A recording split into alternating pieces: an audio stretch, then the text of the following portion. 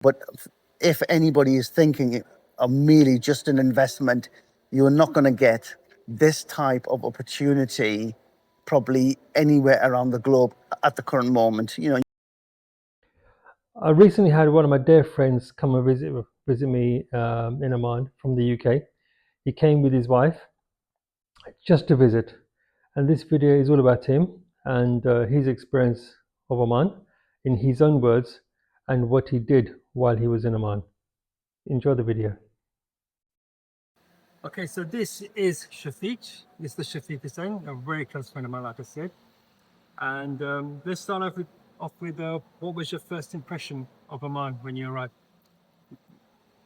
I arrived and landed in Oman airport, which is absolutely beautiful, state of the art. Everything was very quick, slick, and we were out very quickly. My brother was waiting for me, and it was just the beauty and the cleanliness of the place, just around the airport and all the journey in. So I was just blown away about how clean and green it was, to be honest with you, yes. And how long did you stay in Oman? Because you're flying out tomorrow, yeah? I've been here 7 days. Right. I've been out every single day, looking at different areas of Muscat in particular, and also obviously Sheikh Hitham City. I've been out to the Danmanya Islands, and it's a beautiful place to exist and live and even work if that's what you want to do. Now, you've traveled the world quite a lot, through business and through leisure. How did you find Muscat, Oman compared to those other countries? I mean, the one thing about Muscat Oman is the people, right? Every interaction I've had has been pleasant. Everybody's friendly. If you ask for something, it gets provided. And one of the things, I came with my wife, and if we're walking across the street and there's cars in every direction, everybody stops. It's a wonderful thing to see. You don't see that anywhere else probably in the world, where you cross a road and cars either side, doesn't matter how busy or slow it is, they will stop and let you cross. So I think from that perspective, it's just been one of the surprises. And how does Oman, or let's say Muscat, how does it compare? How does it compare to the UK, where you're based? Well, I'm based predominantly just in London. Yeah. So if you think of London and how busy and how congested and how difficult it is to get from A to B, and the one thing I really have enjoyed about Oman and Muscat in particular is everything is 10 to 15 minutes away. Whatever you want to see, whatever you want to do, it isn't half an hour, 30 minutes. In London, it takes you an hour to travel to go and see somebody who lives 7 miles away. Here, in 15 minutes, you can be basically, outside the city gates. That's how quick and easy and accessible. And the road infrastructure is amazing. If you look at the cars outside, they're basically beautiful, clean, and you're driving through thoroughfares or roads as you see them, which are absolutely immaculate. There's no bumps. So obviously from that perspective, there is traffic, but not to the extent and not to the feel of a city. It feels like a city that's easily accessible. I found it very accessible. Now, we've spent quite a bit of time together while you've been on this trip, and we've done a bit of touristy things. But you've been busy because we discussed, possibly investing in Muscat, and you can explain what you've done, what you got yourself into. No, thank you. The idea, obviously, was to come and have a look, see if we like it. It's seeing there's many opportunities here. I have a different need to obviously other people. I'm close to retirement, maybe in a few years, and I want to go and relax and live in a comfortable environment. But if I want to come and work here, there's many opportunities there. The people are coming to Oman to work for holidays, if for short terms. I've met a lot of people who are on breaks out on the beach, and they're coming back time and time again, because it's not like the other Middle Eastern countries. It has a very relaxed and enjoyable place to actually enjoy your surroundings and the people. What I've done is I've taken the initial steps of investing in Sheikh Sultan Hitham City, and we'll see how things work out on that front. And so we was there because you put an initial deposit down, Mm-hmm. and which was 5%, and it's going to be paid over how many years?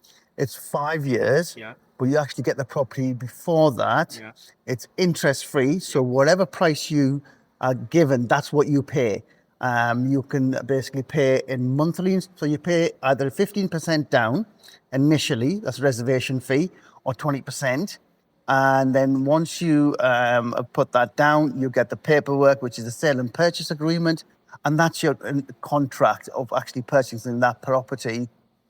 You will basically send your money through to the developer on a monthly basis or on a quarterly.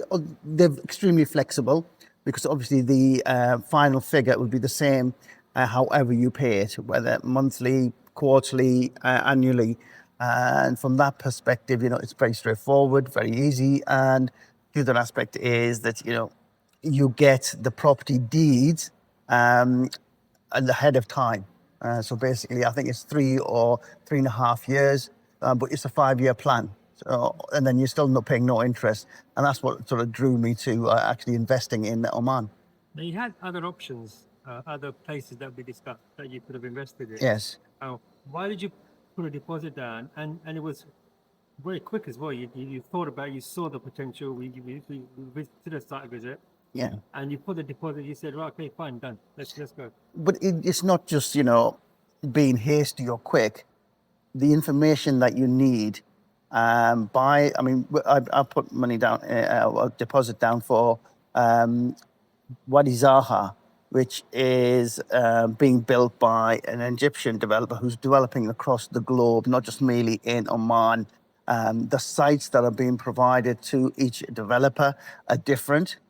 It was the site I looked at and which are closely attuned with my sort of needs in relation to how it's structured, what it's near. There's a mosque on the doorstep. There's a central park on the doorstep, and the buildings are multifaceted.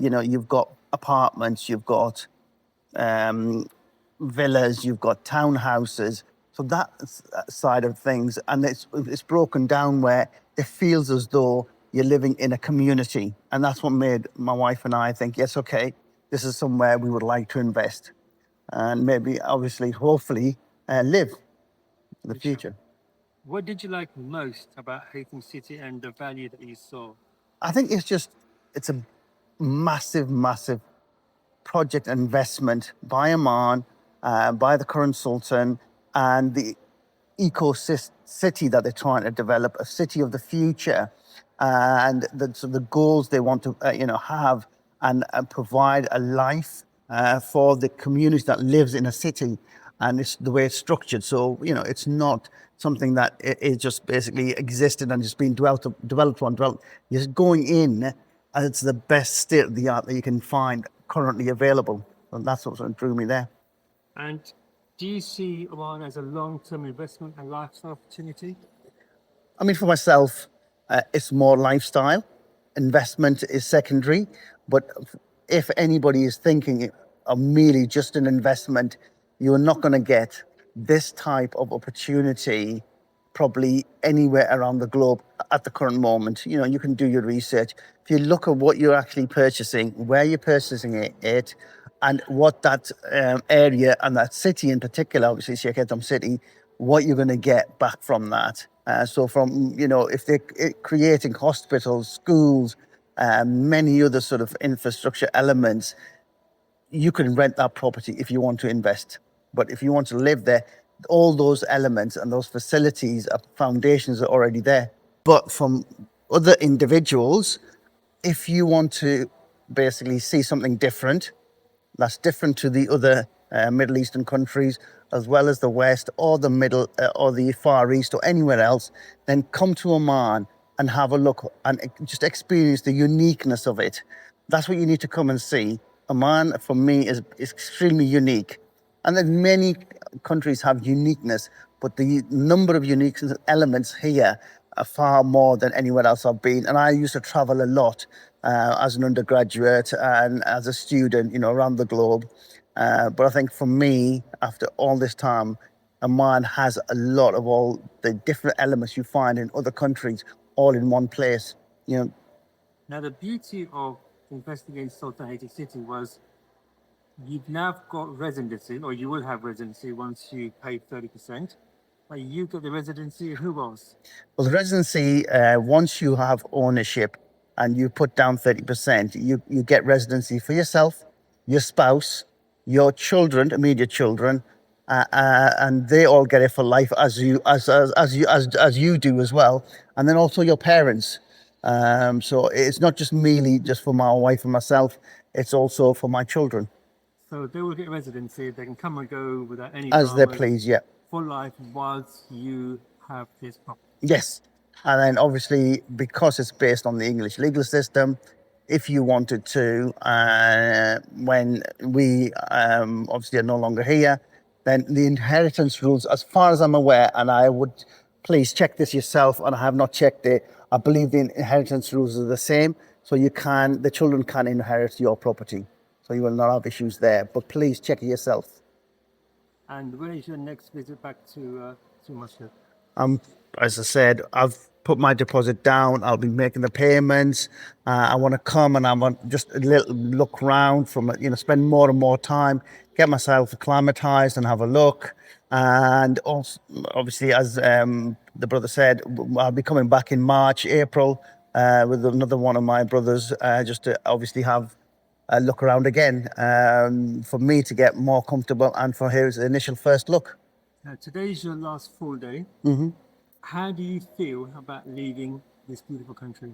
Well, obviously, as I've said many times to yourself, I'm here. I don't think about anything. I'm totally relaxed. So that element of, this is for a short period of time, or, I'm going to be leaving. I just haven't got my head around it yet. So I haven't actually got to it. So I'll probably think about it tomorrow when I'm in the airport, to be honest with you, because I am so happy and relaxed. It's not sort of thinking, oh, I've got 5 days left or 3. I'm not counting them down. Just enjoyed being here.